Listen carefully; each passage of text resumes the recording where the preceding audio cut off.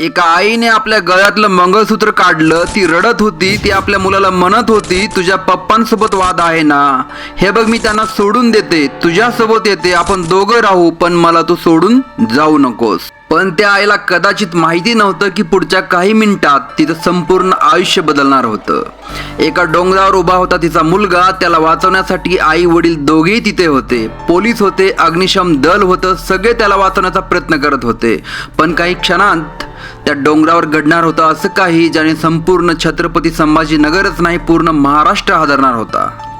एका मुलाच्या आयुष्यातील तणाव, वडिलांसोबतचा वाद, मोबाईलचे हप्ते आणि काही मिनिटात 3 जीवांचं आयुष्य संपलं. पण प्रश्न आहे, असं नेमकं काय घडलं त्या खवड्या डोंगरावर?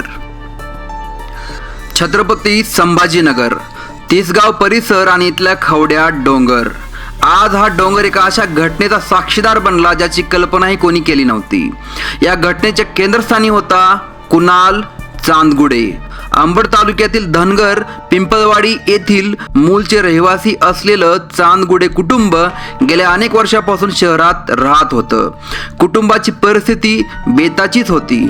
वडील ट्रक ड्रायव्हर, घरात संघर्ष होता.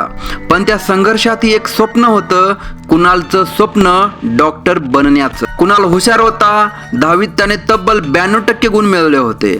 11वीत त्याने नुकताच प्रवेश घेतला होता. घरच्यांना वाटत होतं हा मुलगा एक दिवस डॉक्टर बनेल आणि आई वडिलांचं आयुष्य बदलून जाईल.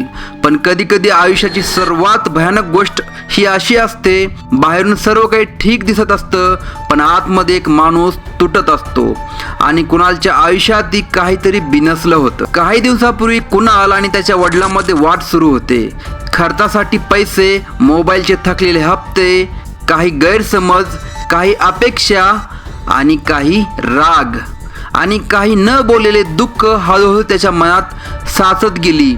कदाचित घरच्यांना वाटत असेल हा नेहमीसारखाच वाद आहे, काही दिवसांनी सगळं ठीक होईल. पण कुणालच्या मनात काय चाललं होतं याची तीव्रता कदाचित कोणाला समजली नाही. आणि मग तो दिवस आला. कुणाल खवड्या डोंगरावर गेला. तो दरीच्या काठाजवळ उभा होता. ही बातमी कळताच घरच्यांच्या पायाखालची जमीन सरकली. आई वडील धावत आले. पोलीस पोहोचले. अग्निशमन दलाला बोलवण्यात आलं. खाली बचावासाठी जाळीची व्यवस्था करण्यात आली. प्रत्येकाचा एकच प्रयत्न होता, कुणालला सुरक्षितपणे परत आणायचं. आणि मग त्या डोंगरावर काही आपल्या मुलासमोर उभी राहिली. तिच्या डोळ्यात अश्रू होते. तिला तिचा मुलगा हवा होता. त्याचे गुण नाही, त्याचं करिअर नाही, त्याची चूक बरोबर नाही, तिला तिचा मुलगा हवा होता. ती त्याला विनवू लागली, तुझे पप्पांसोबत वाद आहेत ना, हे बघ मी त्यांना सोडून देते, तुझ्यासोबत येते, आपण दोघं राहू, पण मला तू सोडून जाऊ नकोस. कल्पना करा, एक आई आपलं संपूर्ण संसाराचं प्रतीक असलेलं मंगळसूत्र काढते, कारण त्या क्षणी तिच्यासाठी संसारापेक्षा मोठं काही असेल तर तो तिचा मुलगा होता. पण कुणालच्या मनात त्या क्षणी नेमकं काय सुरू होतं, त्याच्या मनात इतका ताण कसा निर्माण झाला? काही क्षणासाठी तो ऐकत होता, त्याच्याशी संवाद सुरू होता.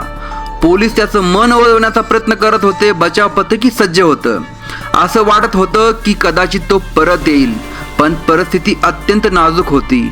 आणि मग घडली ती दुर्दैवी घटना जिच्यानंतर सर्व काही बदललं. वडिलांनी मुलाला वाचवण्यासाठी हात पुढे केला, पण परिस्थिती नियंत्रणाबाहेर गेली. क्षणात वडील आणि मुलगा दरीत कोसळले. हा प्रसंग पाहणाऱ्या आईसाठी तो क्षण कल्पने पलीकडचा होता.